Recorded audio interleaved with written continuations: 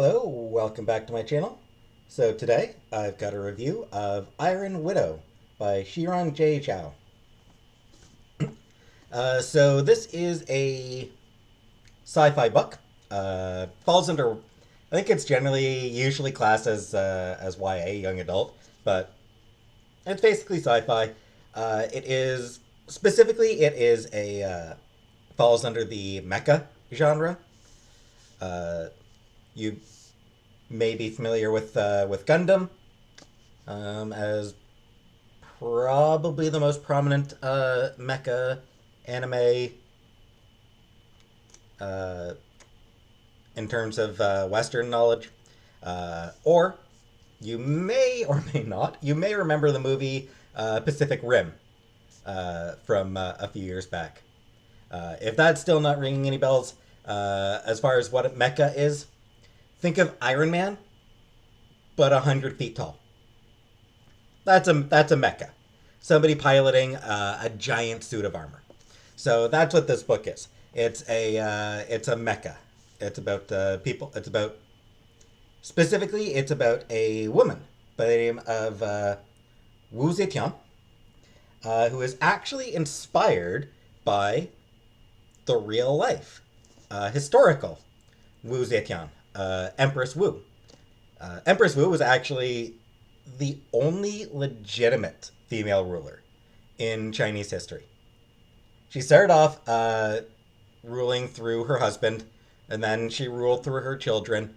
Eventually, she just decided to do away with the illusion that she wasn't in control, and she just became the sole ruler, the only woman in Chinese history who has actually been, you know, the legitimate ruler.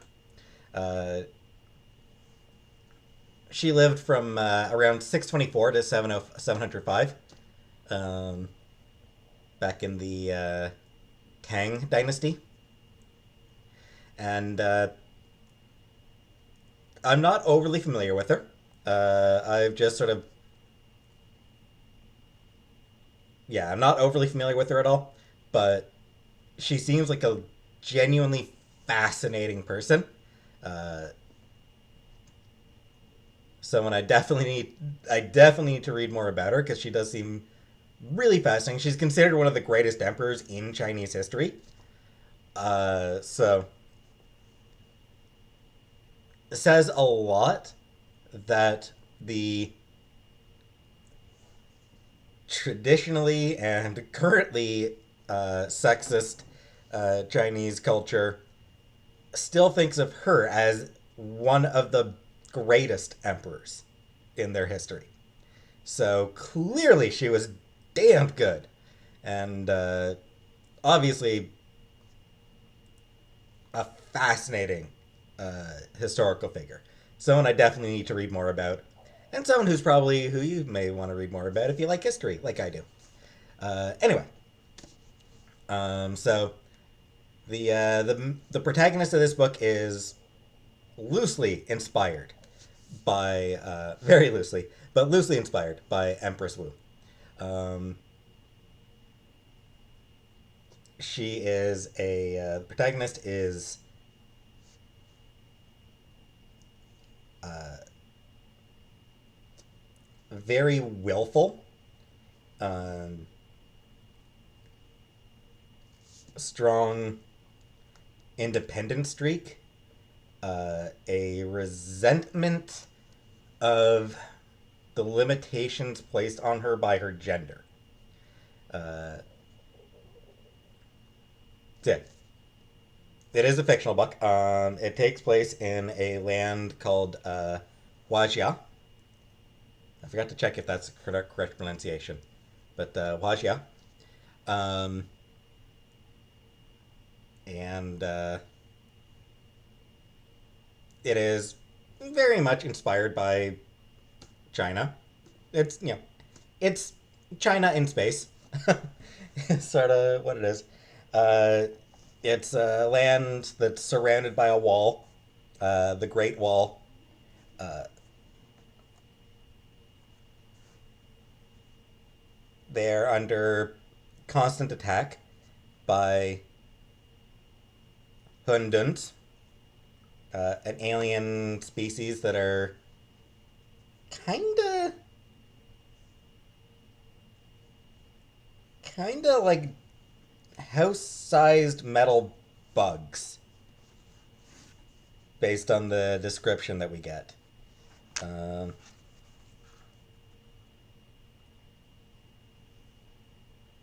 yeah, round, faceless bodies with like six segmented legs. So, oh, and I should mention, like I said, this is a mecha. In this one, they're called chrysalises. So each pilot is pilots a chrysalis, a uh, a giant, a transforming mecha that is used to fight off the Hunduns.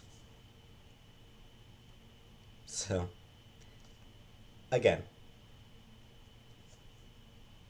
Zhao is not always Zhao is not trying to be particularly subtle with some of these parallels. like whatever else, it's a great book.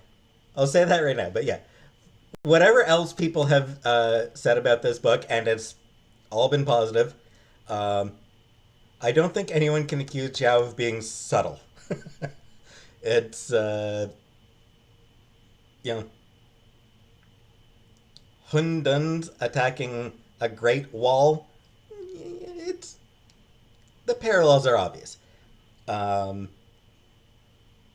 yeah, the protagonist Wu Zetian, her sister was killed by one of the pilots, one of the best pilots.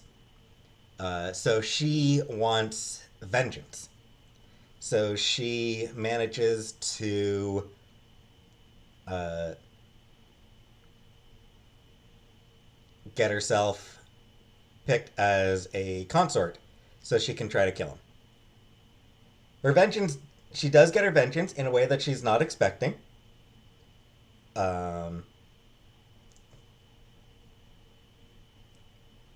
I suppose I should mention this as well. So, the way the chrysalises work, you've got a male pilot and a female co pilot, a consort. The male pilot uses the chi energy, the spirit energy, the chi, from the woman to enhance his own power, which almost always results in the woman's death. So it's a system that is set up in a way where women die whenever they are chosen to co-pilot. Almost always. There's a few who are matched pairs, where the man and the woman have roughly equal spirit pressure that allows them um, to complement each other, so that the woman doesn't get killed in the process. But it's extremely rare. So yeah, Zetian does manage to get her revenge, and in the process discovers that she is an Iron Widow, a woman who can sacrifice the men, in order to power up the armor, instead of it happening the other way around. She gets paired with a male pilot like after she gets her revenge on the first pilot, she gets paired with the second one, Li Shimin, who is the most powerful pilot in 200 years. He is also a murderer. He killed his father and his brothers. So he's considered to be one of he's very much hated, but so is she. And their interactions are interesting. So a lot of the book deals with them sort of learning more about each other. And then there's also her first love, Yiji, who is the son of one of Huajia's biggest media moguls. So you got a love triangle going on. Uh, I will note there is some unexpected queerness to the book, which is handled really cool. Uh, but mostly, it's just a lot of it is just Zetian's anger at the way women are treated in this society, which is, kind of a reflection of how women have been treated throughout Chinese history. In fact, um, right at the start, we learned that she went through uh, foot binding, uh, which is horrifying. It is a horrifying practice where women's feet are broken and then wrapped so that they can't heal and can't grow in order to keep the feet looking small and dainty. Yeah, disgusting, reprehensible practice. In fact, Xiran is, or not Xiran, Zetian is actually jealous of any women she meets who have unbound feet, who have regular feet. So yeah, there's a lot of her anger at it and her desire to change things. Um, Li Shimin has a lot of guilt over things he's done. Also has a problem with alcoholism. It's a Honestly, it's got some really dark elements to it. For being classed as young adult, there is some genuinely dark stuff in this book. Um,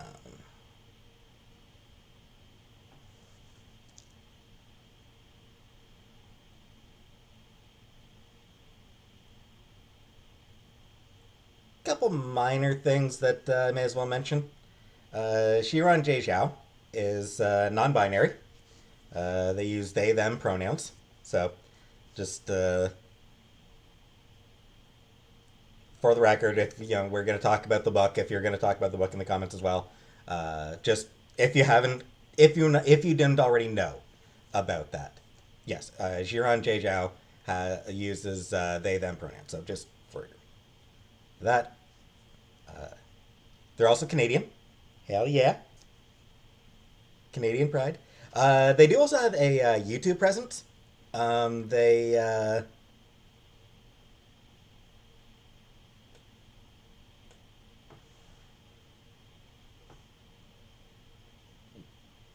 both on Twitter and on YouTube, they will sometimes talk about uh, cultural inaccuracies in mainstream movies based on Chinese history. In particular, Mulan, the live action Mulan. They criticized cultural inaccuracies in there, but I've noticed them talking about other books on YouTube as well, or other movies on YouTube as well, and on Twitter. So they are very insightful on that stuff. Uh, in terms of sort of little nods to Chinese history, one of the ones that I thought was really cute was a reference to the four classics. which in the book are listed as Outlaws of the Hundan Wilds, Dream of the Red Watchtower, Romance of the Three Provinces, and Journey to the Western Stronghold. Uh, in reality, the four classics of Chinese literature, four great classic novels of China, are considered to be water margin. So, Outlaws of the Hundan Wilds was sort of completely brand new one that wasn't inspired in terms of title, was inspired by an existing one. The real one in the real world, Water Margin would be the one that takes that place. But Dream of the Red Chamber, Romance of the Three Kingdoms, and Journey to the West. Uh, so, nice little nod there. A later chapter reveals that Journey to the Western Watchtower is about a guy by the name of pilot by the name of Sun Wukong, who did go on a pretty epic journey. I forget what it was for, but he did something pretty important, and basically never had to pilot again. He became such a beloved celebrity that he never had to pilot again into battle, which kept him alive. So, like I said, I thought that was a really cute nod. Um, really cute reference.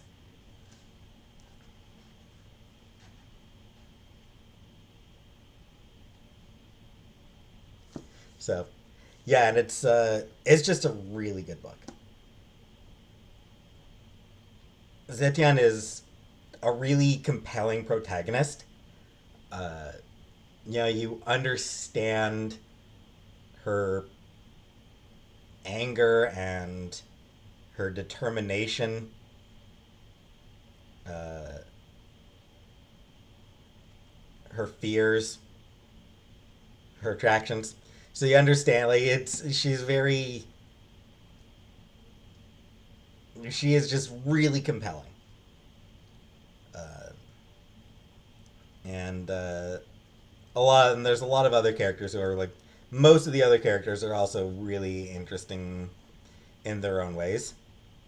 Um,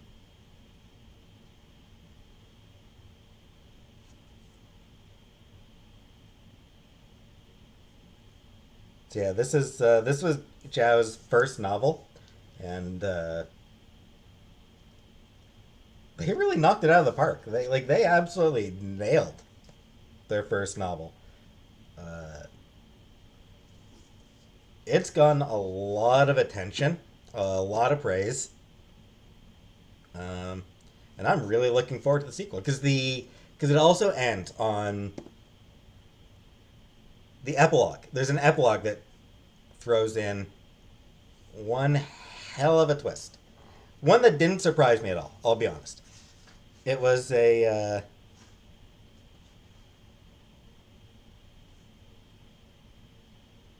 like I was not actually surprised by the twist, but it was done. It was handled really well, um, and it makes me very interested to see what they do in the sequel, which is scheduled for next year.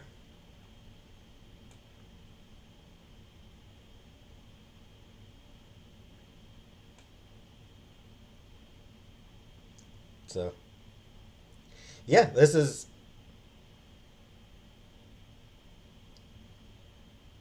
great book. Very much well worth reading. Um, it was a New York Times bestseller. It won BSFA award for best book for younger readers. Um, was nominated for Nebula for middle grade and young adult fiction. Um, nominated for a Lodestar Award for Best Young Adult, Standing Award for Best New Writer, uh, Barnes and Noble Children's and YA Book Adult, Barnes and Noble Young Adult category it won, and was nominated for 2 Locus Awards. So, um, you know, this is a book that got a lot of attention and all of it positive. So it's if you are into sci-fi, if you're into mecha genre, if you're into Chinese inspired fiction, or Chinese history, uh, if you're just into good books, this is a really, really good one. So, yeah, definitely recommend checking out Iron Widow by Xiran Zhao. So that's it for this episode. I'm thinking the next book I read is probably going to end up being a volume 1 of Cheese Sweet Home. Very different tone, I imagine.